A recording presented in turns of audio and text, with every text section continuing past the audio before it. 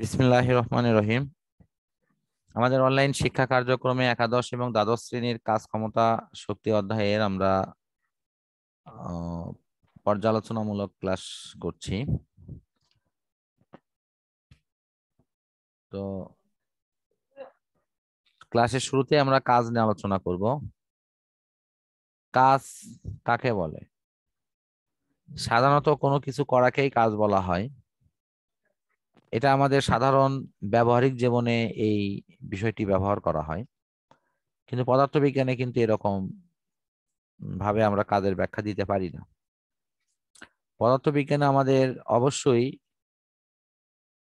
সেখানে কাজ সম্পাদিত হওয়ার সাথে কোনো বস্তুর উপর বল প্রয়োগ করা এবং বল প্রয়োগের ফলে বস্তুর যদি সরণ ঘটে, ঠিক তাহলেই কিন্তু আমরা বলবো সেখানে কাজ সম্পাদিত হয়েছে। আর সেক্ষেত্রে বল এবং বলের দিকে সরণের উপাংশকের গুণফলকেই বলা হয় কাজ। তো যদি এই বলের দিকে সরণের উপাংশকটি থাকবে, যদি বল যেদিকে প্রয়োগ হয় বস্তু যদি তার সাথে থিটা ডিগ্রি অ্যাঙ্গেলে গমন করে, তাহলে আমরা সেখানে কিন্তু বলতে পারি যে কাজের পরিমাণ হবে হলো W = Fs cos থিটা। তো এই হলো কাজের মোটামুটি জেনারেলাইজড ইকুয়েশন।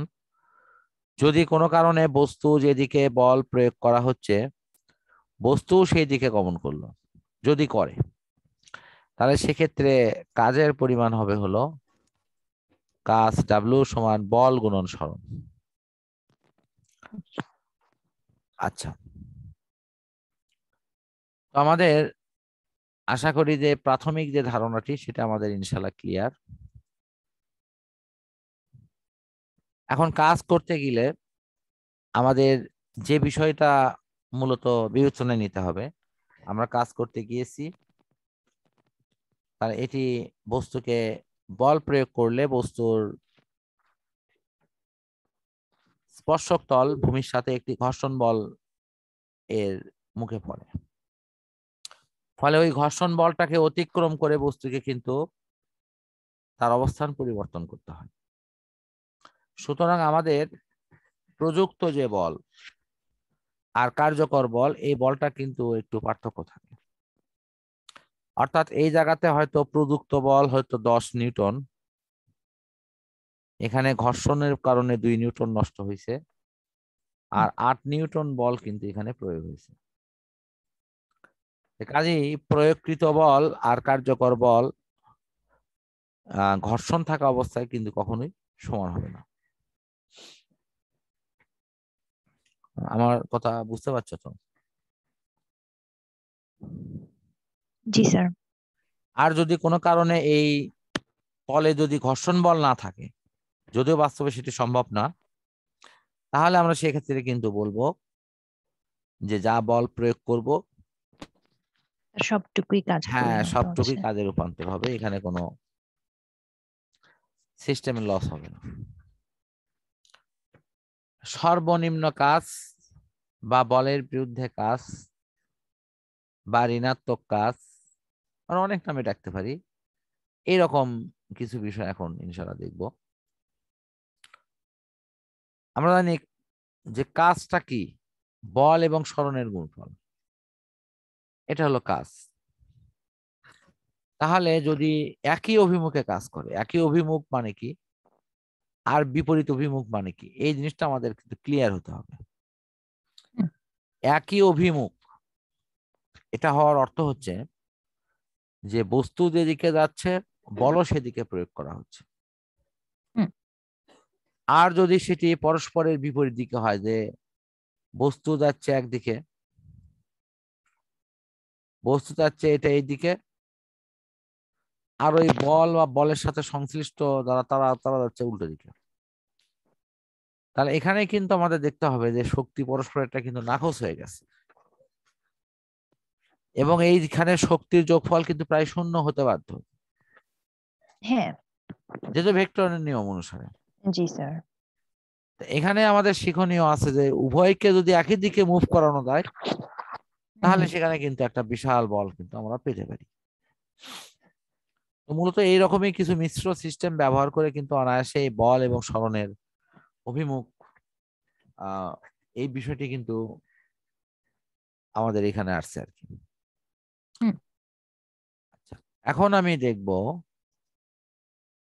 এর পরবর্তী অপশনটা, সেটা হলো বলের দ্বারা কাজ, বলের বিরুদ্ধে কাজ।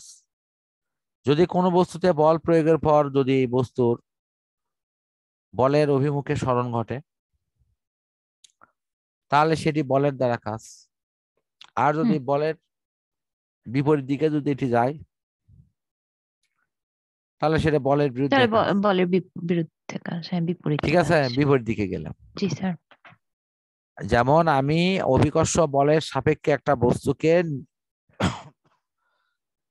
ভূমি থেকে উপরে উঠাচ্ছি, তাহলে এটা অভিকর্ষ বলের বিরুদ্ধে আমি কাজ করছি, বাট আমার সাপেক্ষে কিন্তু এটি একই দিকে কাজ হচ্ছে। ঠিক তেমনি এরকম ক্ষেত্র বিশেষে কখনো কখনো কোনো কাজকে অভিকর্ষ বলের দ্বারা কাজ, কখনো কখনো তার বিরুদ্ধে কাজ হতে পারে। তো আমার মনে হয় যে আমাদের এই অংশটুকু ইনশাল্লাহ ক্লিয়ার। তো এখানে কিছু অঙ্ক আছে ছোট ছোট, দেখতে পারো। এখানে কাজের পরিমাণ দেওয়া আছে, কতটুকু বের করতে হবে। যেহেতু বল গুণন সরণ আর তার সাথে কি আছে, কোণ দেওয়া আছে, তাহলে W equal to F S cos theta G লিখলেই তো স্যার, আমার এফএস কস থিটা লিখলেই তো হয়ে যাচ্ছে। আচ্ছা, পরের অঙ্কের মূল থিমটা কি? এই জায়গাটা কিন্তু অনেকেই আমার কাছে প্রশ্ন করে, এই জায়গাটা একটু আমার মনে হয় ব্যাখ্যা করে বুঝাই। মূল থিম হলো তোমার এটা, এই যে এই জিনিসটা W equal two MG, MG H. MG H যে তুমি লিখবা, তো এইচ এর মান তো দেওয়া নাই, এইচ এর মান দেওয়া নাই। এখন তাহলে তুমি ত্রিকোণমিতির সাহায্য নিয়ে জি স্যার। অতিভুজ, যে অতিভুজ আসে, ঠিক আছে। হুম। আমার কথা হচ্ছে যে আর যেহেতু, হচ্ছে কোনটা দেওয়া আছে, তাহলে হ্যাঁ, লম্ব বের করে নিতেই পারবো সাইনের তাহলে মাধ্যমে। আমার কথা হলো যে আমার এখানে যেটি দরকার যে লম্ব, সেটা কিন্তু আমি নর্মালি কোণ ব্যবহার করে কিন্তু করতে পারবো। এখানে ঠিক সেটাই হয়েছে।